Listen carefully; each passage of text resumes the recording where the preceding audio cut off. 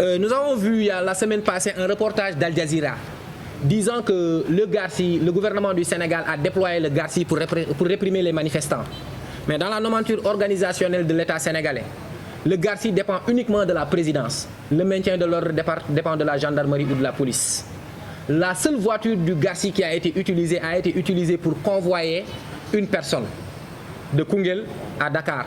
Le GARSI est positionné à l'est du Sénégal, entre Bakel, Sémé, Waoundé et Kidira, depuis un an pour parer à la menace terroriste. Donc Al Jazeera, nous savons tous que c'est un média de l'État du Qatar. L'État du Qatar est foncièrement dérangé par le fait que le Sénégal est maintenant une puissance pétro-gazière. Parce qu'il est beaucoup plus facile, à partir de Dakar, de livrer du pétrole et du gaz via le Maroc à l'Europe en termes de coûts de production que d'acheter du pétrole et du gaz dans le Golfe.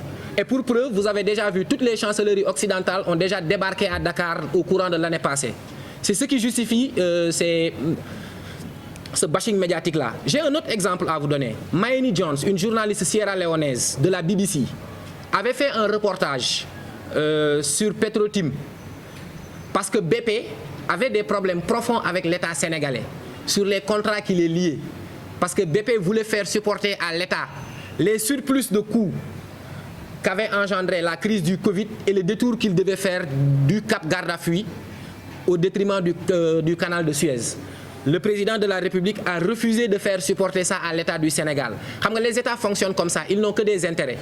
Les gouvernements, les multinationales et les ONG que ces multinationales financent dans les pays concernés.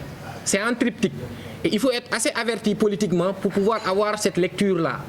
France 24, RFI, 80% des médias français sont détenus par Lagardère ou le groupe Bolloré. Je crois qu'en France même, ils ont des problèmes par rapport à leur propre espace médiatique. Ce sont des chaînes qui ne sont regardées que par des Français de la campagne, qui n'ont d'autres alternatives que de regarder ces chaînes-là.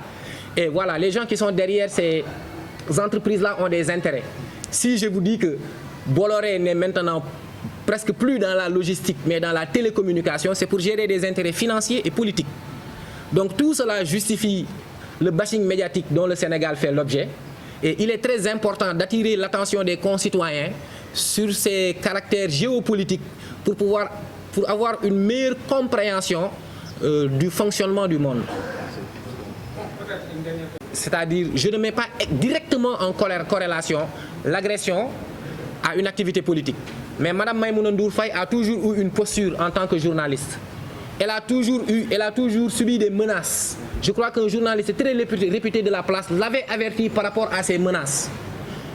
Et après l'agression, nous avons pu voir des activistes appartenant à ce même parti identifié et dissous prendre des positions radicales, se réjouir même de l'agression dont a été victime Mme Maïmouna Ndour Faye. Et à ce titre, il est clairement établi que nous n'accusons personne, mais ces gens-là sont parfaitement d'accord avec le crime, avec la tentative crapuleuse d'assassinat qu'a subi Mme Maïmouna Ndour Faye. Je crois que l'un d'entre eux a été invité dans une radio de la place d'hier. La décence m'obligera à taire ses propos, mais voilà quoi. Je crois que le tableau est assez clair pour voir quoi. Parce qu'on ne peut pas se réjouir du malheur d'une personne. Nous sommes très à l'aise pour justifier la position. Le président de la